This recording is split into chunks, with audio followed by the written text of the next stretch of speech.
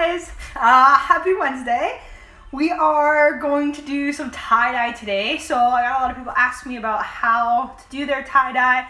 So first things first is your tie-dye package. So there are a lot of different tie-dyes out there. I like the Tulip one-step tie-dye. It's super easy to use. You can buy little fill-up packets for each bottle. So what you'll find in your package is you'll find the bottles with the cap with the different colors on there, and then one set of powder inside. So this would be good for like one project. And you'll also find some rubber bands. So those are really important. I end up making a mess anyways, and I get tie-dye all over me. So it doesn't really matter for me, but for others, they'll definitely protect getting tie-dye all over your hands and arms. So the most common shirt to use is 100% cotton. It will really absorb the color. This is 100% cotton, and come out very nice. How to make your shirt more bright versus more pastel. So I'll give you an example. So this would be like a really bright shirt, and then the very first tie-dye that I made is a more pastel look. So it's a little bit not as bright, a little bit darker and more shaded. Hours in which you let your tie-dye sit. So this one I let sit for 24 hours, so a full day before I opened it, whereas this one I just let it sit for about 9-10 hours. So the color isn't as bright. You can see it's more of that like pastel look. So if you're looking for that, definitely reduce the time, but I would say a minimum of 6 hours is a good amount of time to let it sit. Today, just because it's the most common pattern, it's the pattern that I got a lot of questions on. There's a lot of techniques. You can honestly Google on YouTube all kinds of stuff. Somebody had asked me how I got white to stay on here and how this one is full. So I will go through the techniques when we get there on like how you can leave some white patterns, and if you don't want any white on your shirt, what you would have to do for it to look full. Okay, so this is the shirt I'm going to be using. It's just a plain white shirt, 100% cotton. You're going to need your gloves. So let's grab a pair of the gloves in here that I love to use. And then we're going to need our colors and the colors that you want to use. So today, for this shirt, I'm going to use a purple, a pink, and a blue. When it comes to colors, you really want to be careful not to mix colors that are going to make brown or a color that maybe you don't want on your shirt. If you want brown on your shirt, that's totally fine.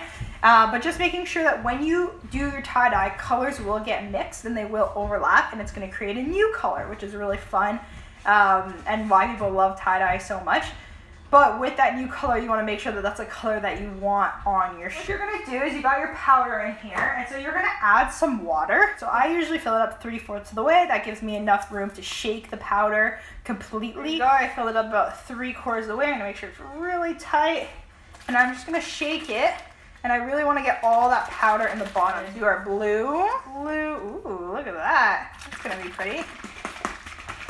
Another thing I should mention is before you try this at home, you need to cover your equipment, your furniture, and the things around your furniture, kind of push them away to make sure that you're not getting tie-dye on. Next thing to do is to wet our shirt. So I've got a bucket over here. What I'm going to dump my shirt in the water, and I want it to just get fully wet.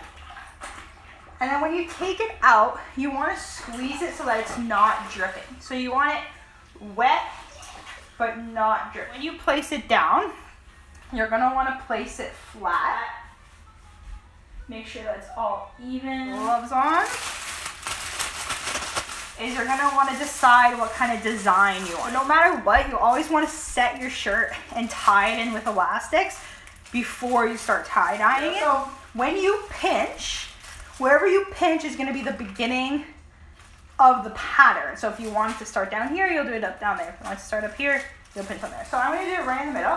Lift it up about 1 inch. Hopefully you guys can see that. And then you're going to start turning. Okay? And as you start turning, you're kind of just, I like to say, encourage the folds as you're spinning it.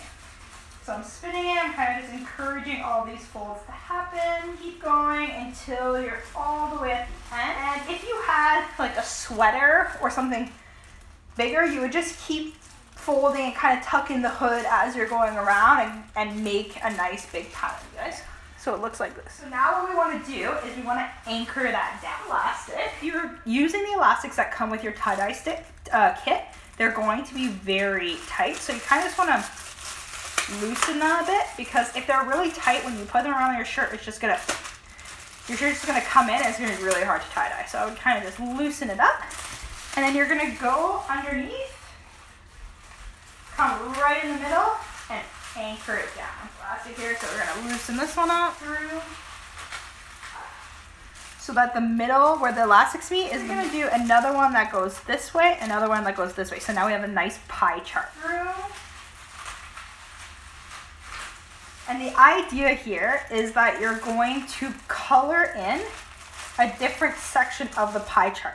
Color this one red and the chart beside it blue. This means that red and blue are going to mix and create a new color. So you just want to be careful that the colors that you choose to put next to each other aren't going to make a color that you don't want on your shirt for your tie-dye project. I should note, you should probably wear something that you're not worried about getting tie-dye on. The next thing to do is to start coloring.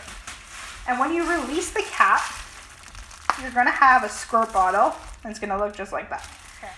And I would start slow. There's not really a limit to how much tie-dye you can put on, but I'm just going to start by filling in maybe 2 of my pie charts. Okay. This is where the whole white on the shirt comes in. So if you want your shirt to be completely filled, you need to get this tie-dye in every single fold, okay? And you would use your fingers, get in there, kind of cover up all the folds. If you want your tie-dye to have white, like the one I'm wearing, then you'll just cover the top and you'll kind of leave it, and the folds inside will stay white, and it will give you this pattern. Using the blue here, start slow just so you don't end up messing up right away. Encourage that purple, then really overlap your blue and your pink. Okay, and I'm gonna make those purple, different purple than the pink and blue created. So that will give some different shades of blue, different shades of purple, a little bit. So I'm gonna flip it over. Now you don't wanna flip it over in the same spot that you just did this side, because you're probably gonna have a puddle. So you're generally gonna grab it and you're gonna flip it over a little bit over, just to make sure. And then when you flip it over, the same pie charts that you tie-dyed purple, you're gonna tie-dye purple again. The same pie charts that you tied blue, you're gonna tie blue again. Some people were asking me how I got that black effect to go through. You would do a full side black. So you have colors on the one side, full side black on the other. So do the same pie charts, the same color. So if I have pink here, I'm gonna go ahead and do pink there. Once you fill your powder with water, you want to try to use it in the next 72 hours, or it won't be as potent, it won't be as bright on your shirt. To put this in a tight Ziploc bag, plastic bag. If it is sunny outside, you can kind of let it just dry in the grass, because the tie-dye will kind of come through. I got a Ziploc bag here. This is very fantastic because it can just zip up easily. It is not environmentally friendly. So if you have something else that you can kind of zip up that's airtight, then I would recommend using that. Drip a little bit, and then you're gonna put it inside the bag. And then you really want to just zip it up airtight. Just like once again, like if you want that pastel look, minimum 6 hours. And if you want it a little bit brighter, then you can leave it for 24 hours. Hey guys, I taught you guys how to set up your tie-dye. So this is the tie-dye that we did yesterday. So now I'm quickly just gonna go over what you do 24 hours later. So what you're gonna do is you're gonna take your tie-dye out of a plastic bag. You're gonna run the water.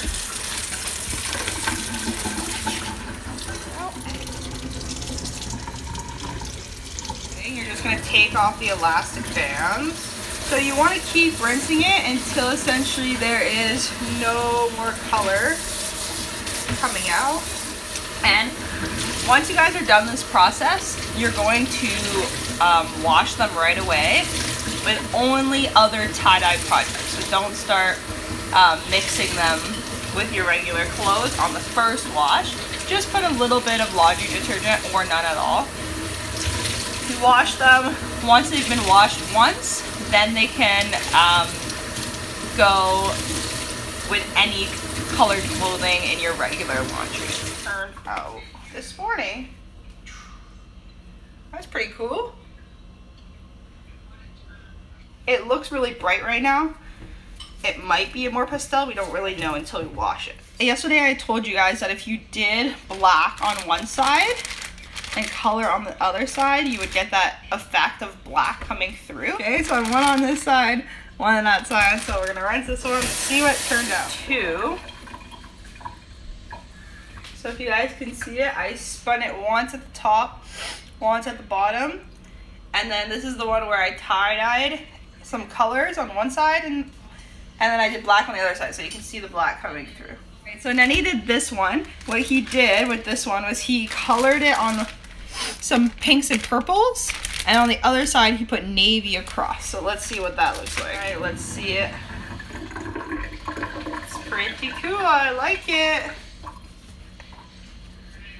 Yes, I might as well start putting them out. Is a snake pattern. Actually, when I folded it, I made little folds, and then I would go in like an S pattern and tie bands across. So when I take it out of the bag, it's like this. Ta-da! So each color was patterned across, and then where you see the white is where the folds were with the really tight elastic. Look at that. Alright, we got another Nenny shirt. So this one, all he did, so he didn't do a pattern, he just took the shirt, bunched it up, put a couple elastics, did half of it one color, half of it another color. So let's see how that turns out. Alright, so this one was just bunched up. Pretty cool. It's even got some navy at the very top. It kind of gives you like an ice effect. I like it. So your orange, pinks, and yellows. There it is. T-shirt. Looks like this. All 11 tie-dye projects that we did. Rinse them all. If you have any questions, you can direct message me. See you later.